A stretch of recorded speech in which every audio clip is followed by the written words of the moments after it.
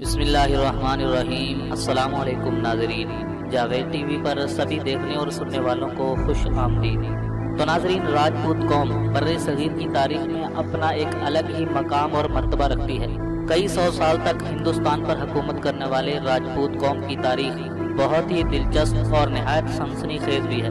راجپوت آج بھی اپنی بہادری اور دلیری کی وجہ سے یاد کیے جاتے ہیں۔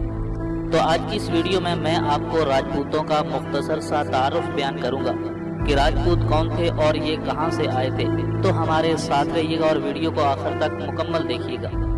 اور ویڈیو شروع کرنے سے پہلے میں اپنے نئے آنے والے دوستوں سے گزارش کرتا ہوں کہ اگر آپ نے ابھی تک ہمارے اس چینل کو سبسکرائب نہیں کیا ہے تو مزید اسی طرح کی اچھی ویڈیو دیکھنے کے لیے ویڈیو کے نیچے دیے گئے لال بٹن کو دبا کر ہمارے اس چینل کو جلدی سے سبسکرائب کر لیں اور ساتھ ہی گھنٹی کے نشان کو لازمی دبا دیں تاکہ آپ کو ہماری ہر نئے آنے والی ویڈیو سب سے پہلے مل سکے۔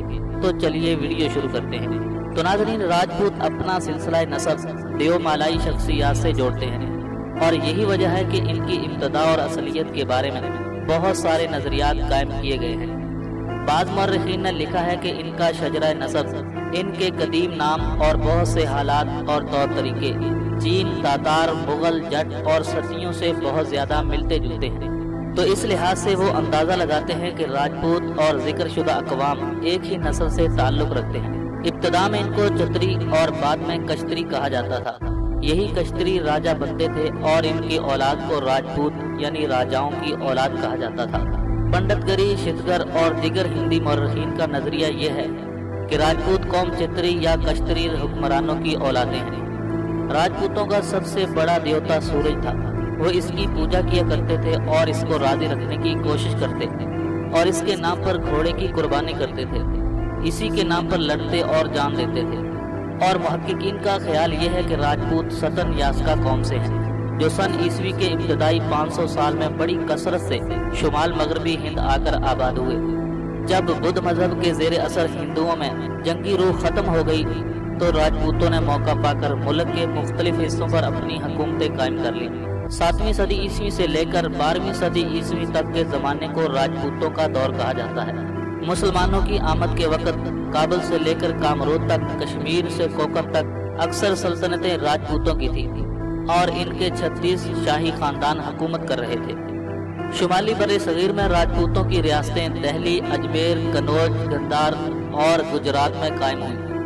اور ناظرین، دہلی اور اجمیر کی ریاست کا بانی اگرچہ آنت پال تھا لیکن پرتھوی راج کو سب سے زیادہ شہرت ملی۔ کنوج میں مختلف راجپوت خاندانوں نے حکومت کی۔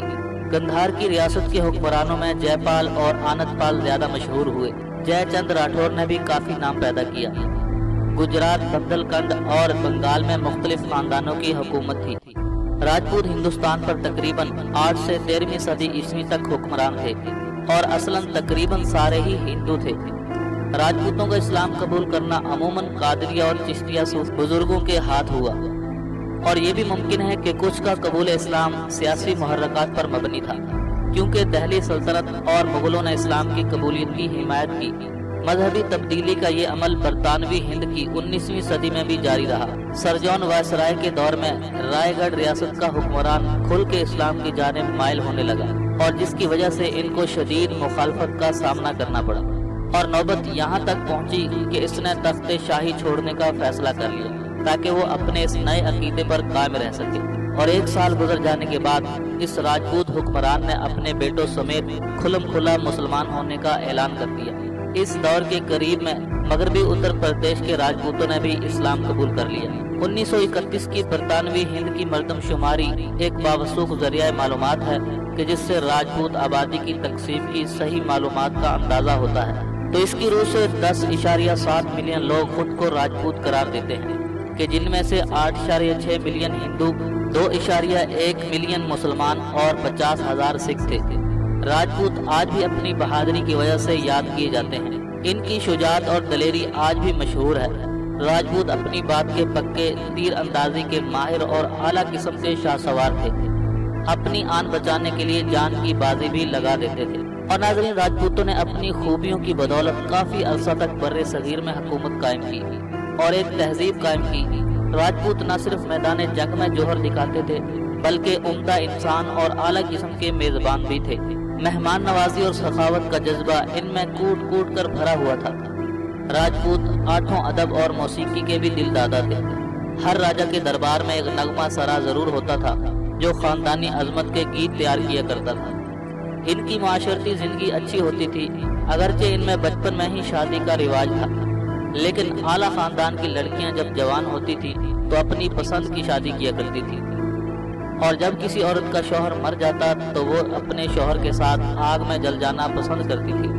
तो इस तरह किसी जंग में नाकामी के खदशे के बाद राजपूत अपनी औरतों को कत्ल करके मैदान जंग में दीवाना वार कूद जाया करते थे। मुसलमानों में से मुगलों ने राजपूतों के जंगी जज्बे से बहुत ज्यादा फायदा उठाया और राजपूतों को अपने लश्कर में कसरत से भर्ती किया। मुगलों की अक्सर फतुहात राजपूतों की वजह से ही हुई थी। तो नाज़रीन, मैं हूं जावेद और आप देख रहे थे जावेद टीवी। ये थी राजपूत कौम के बारे में कुछ मालूमात जो मैंने आप तक पहुंचाई। अगर आपको ये मालूमात पसंद आई तो वीडियो को लाइक कीजिए, शेयर कीजिए और कमेंट्स के जरिए हमें अपनी राय से ज़रूर आगाह कीजिए। तो आज की इस वीडियो में बस इतना ही। मिलते हैं मज़ीद एक नई वीडियो के साथ, तब तक के लिए इजाज़त दीजिए। अल्लाह हाफ़िज़।